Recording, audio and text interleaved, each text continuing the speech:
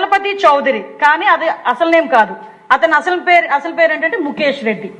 Recent గా అధ్యక్ష ఇంకొకటి అధ్యక్ష చలపతి చౌదరి అన్నాడు. చౌదరి గారు అధ్యక్ష రెడ్డే, ఈ బాబు కూడా రెడ్డే.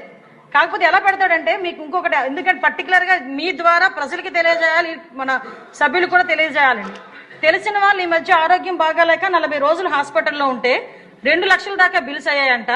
ఆ బిల్స్ తీసుకుని సీఎం రిలీఫ్ ఫండ్ పెట్టిద్దామని లోకల్ గా ఉన్న టీడీపీ ఎమ్మెల్యే దగ్గరికి సంతకం కోసం వెళ్తే 1 లక్ష తీసుకొని రా సంతకం పెడతానన్నాడంట. నిజంగా దమ్మున్నవాడు ఆ ఎమ్మెల్యే ఎవడ రాయాలి కదా అధ్యక్ష. నిజంగా దమ్మున్నవాడు ఎవరది, సారీ లాంగ్వేజ్ నేను ఉపయోగించకూడదు వాడికి నిజం. అందరికీ నమస్కారం. నా పేరు చలపతిరావు గుర్రం. నేను చదువుకోవడానికి యూకే వచ్చి ఉద్యోగరీత్యా ఇక్కడే స్థిరపడ్డాను. నా ఊరు మేడపి, నా నియోజకవర్గం ఎర్రగొండపాలెం నియోజకవర్గం. నేను కమ్మ కులానికి చెందిన వాడిని. ఇదిగో నా ఆధార్ కార్డు మరియు క్యాస్ట్ సర్టిఫికేట్. నేను కమ్మ కులానికి చెందిన వాడినని స్పష్టంగా ఉంది.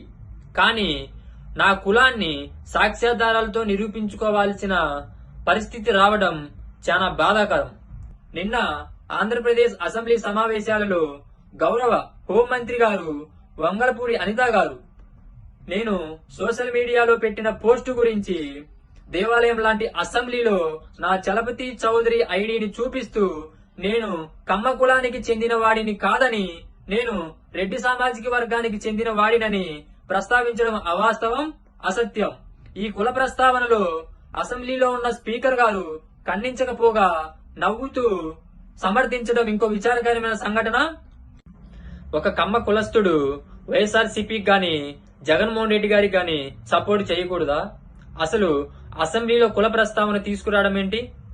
రాష్ట్రంలో ప్రజలు ఎన్నో సమస్యలతో సతమతమవుతా ఉంటే వాటిని పక్కన పెట్టి రాజ్యాంగబద్ధమైన పదవిలో ఉన్న హోంమంత్రి గారు ఇలాంటి అసత్య వ్యాఖ్యలు చేయడం, దానిని స్పీకర్ గారు సమర్థించడం చాలా బాధాకరం. హోంమంత్రి అనిత గారు అడిగినట్టు ఆ ఎమ్మెల్యే పేరు ప్రస్తావించకపోవడానికి కారణం పబ్లిక్ ఫోరంలో వారిని బద్నాం చేసే ఉద్దేశం లేకపోతే వారి పేరును రివీల్ చేయడం పెద్ద పని కాదు. వారి మాటలకు సమాధానం ఇవ్వడానికే ఈ వీడియో.